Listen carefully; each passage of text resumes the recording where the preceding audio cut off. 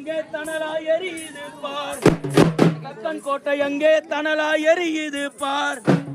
தக்கனை அழிக்க வேண்டும், தலை துண்டாயாக்க வேண்டும். தக்கனை அழிக்க வேண்டும், தலை துண்டாயாக்க வேண்டும்.